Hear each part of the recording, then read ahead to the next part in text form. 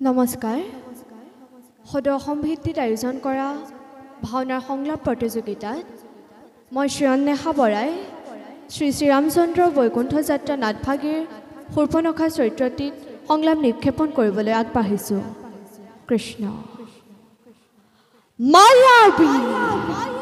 মায়াবী শক্তিৰ বলেৰে ভিন্ন ৰূপে স্থিতি লোৱা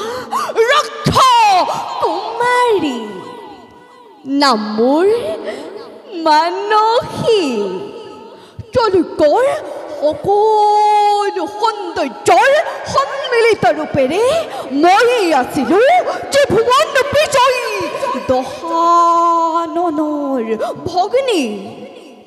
যদিও বা মই ৰক্ষক ৰজ, তথাপিতো ব্ৰহ্মতেজ বিৰাজিত মোৰ শৰীৰত, কাৰণ পিতৃ মোৰ বিশ্বশ্ৰৱা ব্ৰহ্মকুলীন।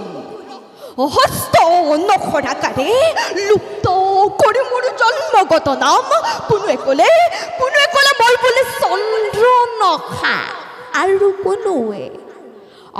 কোনোৱে ক'লে মই হেনো শূৰ্পণখা। আজি মই মানসী নহওঁ, আজি মই শূৰ্পণখা নামেৰে পৰিচিত তেওঁলোকৰ মাজত। মই শূৰ্পণখা।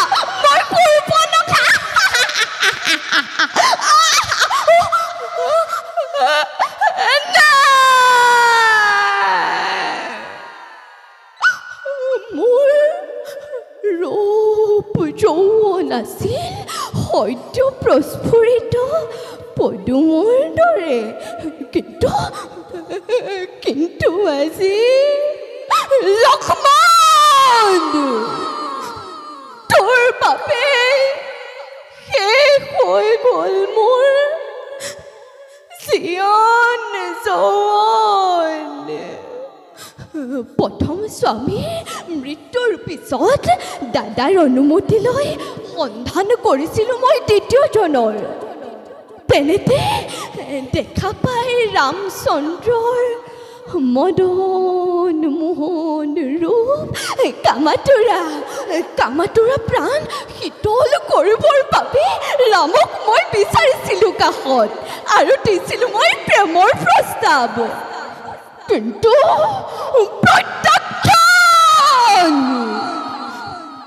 প্ৰত্যাখ্যান কৰি মোৰ প্ৰেমৰ প্ৰস্তাৱ লাঞ্ছনা গঞ্জনাৰে উপচাই পেলালে মোক ৰাম লক্ষ্মণৰ সহকে পাশানিশিতাই।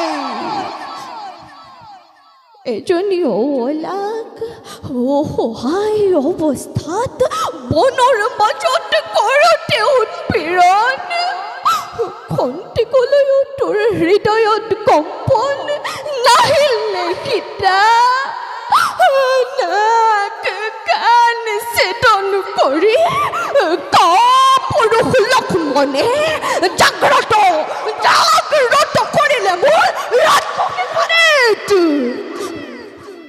আজি মই লাঞ্ছিতা অপমানিতা সেই মানৱৰ হাতে। অপমানৰ যোগ্য প্ৰতিশোধ ল'বই ৰাক্ষসী শূৰ্পণখাই। ৰঘুকুল ধ্বংস আজি মোৰ জীৱনৰ একমাত্ৰ ব্ৰত।